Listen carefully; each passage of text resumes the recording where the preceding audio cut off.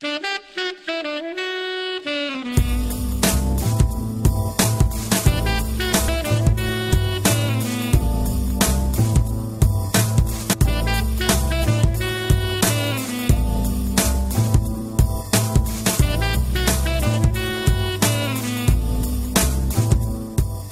al Petit Celler, Oriol Rossell presenta el seu vi Rocaplana. Coneixerem la varietat de brandis de l'Ostau i us presentarem la cervesa artesana Guineu. Benvinguts al Petit Celler. Doncs vinga, som-hi tot això que tenim per endavant. Ho heu vist al sumari, comencem al Petit Celler. Bona nit. Anem a parlar de vins. Comencem avui parlant d'Oriol Rossell i del vi que estan elaborant actualment, que es diu Rocaplana. En parlarem tot seguit amb el Salvi. Abans, per això, aquesta petita introducció. Caves Oriol Rossell és una petita empresa familiar dedicada a l'elaboració de caves i vins de qualitat, procedents exclusivament de raïms de la seva finca de 85 hectàrees. Una viticultura acurada i respectuosa amb l'entorn i una tradició tramesa de generació en generació en l'elaboració de vins i caves són el secret del seu celler. Les vinyes de les caves Oriol Rossell són situades a la finca Can Casanyes, una finca unitària de 85 hectàrees situada a cavall entre l'Alt i el Baix Penedès. Envoltada per les muntanyes del prelitoral al nord i les del litoral al sud i a pocs quilòmetres del mar, confereixen a la finca un microclima molt especial que dona personalitat als seus vins. La varietat més plantada a la finca és el Xarel·lo, varietat que troba un lloc immillorable pel seu desenvolupament en aquesta zona. Com a varietats blanques, també disposen de les tradicionals Macabeu i Parellada, a banda de raïm negre de Merlot, Syrah, Cabernet Sauvignon i Pinot Noir. Els sòls de la finca de Can Casanyes són majoritàriament de textura franc arenosa, ideals per l'elaboració de vins fins i delicats. Tot i ser una finca unitària, hi ha gran diversitat de terrenys. El contingut en matèria orgànica i nitrogen és molt baix i de magnesi molt alt, valors que asseguren una bona acidesa i graduació de sucre durant la verema. A la finca de Cal Casanyes es practica una agricultura respectuosa amb el medi ambient, una agricultura ecosostenible. Avui al Petit Celler, Caves Oriol Rossell. Doncs anem cap a la finca de Can Casanyes, cap a Can Marçal, molt a prop de Vilafranca del Penedès.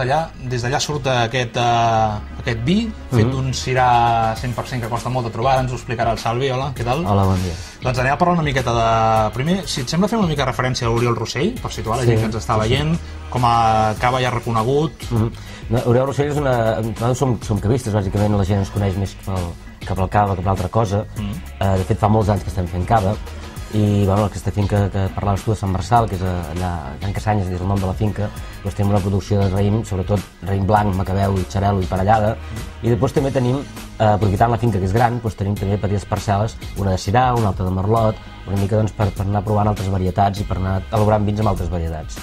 Encara que siguem eminentment cavistes, que és el que fem més, els nostres caves segurament són, bueno, segurament no, és la producció més gran que tenim, ens agrada molt jugar amb aquestes finques per fer petites produccions de vi. En aquest cas, com ho comentaves, això és un Syrah 100% d'una sola finca, que és el Rocaplana, i és una finca de Syrah amb la que, bueno, és una finca en pendent, amb un terreny molt pobre, amb roca, i doncs el Syrah necessita això, el Syrah és un tipus de raïm que necessita poca producció, necessita un terreny molt pobre, perquè en el cas de que, al contrari, és un raïm molt delicat i llavors pot tenir molts problemes de malaltia, sobretot podrits i tal. Doncs el fet de treballar en un terreny pobre ens fa que puguis tindre una gran producció i alhora una producció molt equilibrada d'aquest raïm. Repercuteix, suposo, també el fet de tenir poca quantitat de raïm, que no hi ha gaire producció, no hi ha moltes ampolles. No hem fet mai. Nosaltres, amb l'elaboració de vins, no hem fet mai grans quantitats. És a dir, en aquests moments al mercat traiem la producció d'unes 8.000 ampolles de Syrah només. I és de la tipologia de vins que fem dos blancs i un rosat, i després aquest Syrah és el que en fem més. Vull dir que nosaltres sempre la producció de vins és petita. No és un vi car, això és un vi de mitja criança, que en diem, o que no sé, és el nom inventat de la mitja criança, que simplement significa que és un vi jove però que ha passat per barrica. És a dir, aquest vi, al mes de final de setembre el collim de la vinya, el fermentem dipòsit inoxidable i directament va a la bota.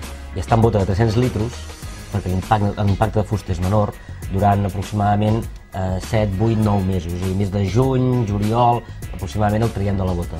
Llavors això vol dir que és un vi que encara manté la fruita, manté la varietat del Syrah, és un vi molt afruitat, ara veurem que té un color molt maco i tot, però després té aquestes característiques més complexes de la fusta. I això fa que el no sigui un vi de molta criança, molt llarga, no sigui un vi car.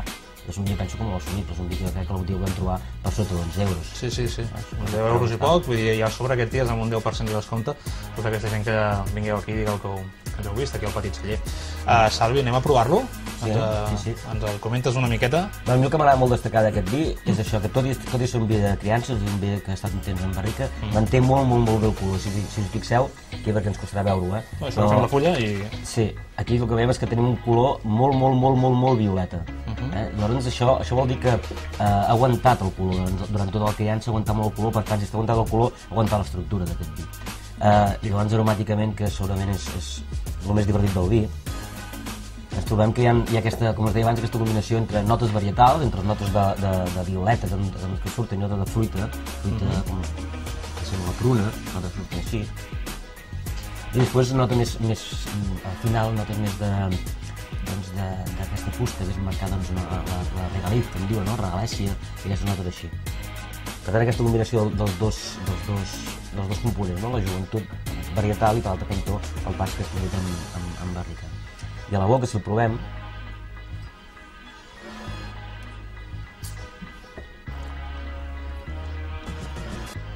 és un vi que té volum, té un punt d'englobada, de mullar tota la boca, al final no és gens secant, i el més no és, potser la paraula tànica és una mica estranya, no és agressiu en boca, sinó que és molt suau. Sí, és veritat, Té un punt que sembla inclús té zero sucres, evidentment, però és aquest punt d'aquest tenitat, perquè sempre fem la collita esperant el punt de maduració òptim. De fet, és un vi que si són que els vins de 12 graus per no d'allò és difícil, perquè són vins de 14 graus quasi cada any els aconseguim. I és, sempre diem el mateix, nosaltres no volem fer vins de 14 graus, volem fer vins que el raïm estigui madur. Si anys podem collir amb 13 graus, és fantàstic, i si no arriba a 14, doncs arriba a 14. Perquè el que busques és sobretot això, que el tenir del vi mulli tota la boca, però que no sequi, que no sigui secant ni dur. Jo crec que està aconseguit en aquest cas. Són uns caves i uns vins molt ben elaborats que els podem gaudir tota la gent d'aquí de Catalunya i gent que ens estigui veient a través de la televisió, aquí al Comat que Bages, Berguedà, Solsonès, i vins i caves que els tasta gent, per exemple, als Estats Units. El tema de l'exportació també deu ser important. Sí, nosaltres a la bodega tenim... Nosaltres som una bodega que el nostre mercat principal és Catalunya, és on venem més, però evidentment també venem al resta de l'Estat i tenim una exportació, sobretot amb els caves, una exportació bastant important, estem sobre el 40% d'exportació en la producció amb els caves. Amb els vins potser menys, els vins fem una petita producció, com he comentat abans, per tant, pràcticament el mercat català absorbeix la majoria de part dels vins, però sí, exportem una petita part d'aquest vi als Estats Units, per exemple. El cava, com a curiositat, se l'emporten molt al Japó, els japonesos els agrada molt el cava, especialment el rosat que fem. Vull dir que sí, avui en dia el mercat és global i ho sabem, i hem de vendre allà on es pugui. Home, per això ho deia. I a més reconeguts, no?, amb premis, no?, constantment.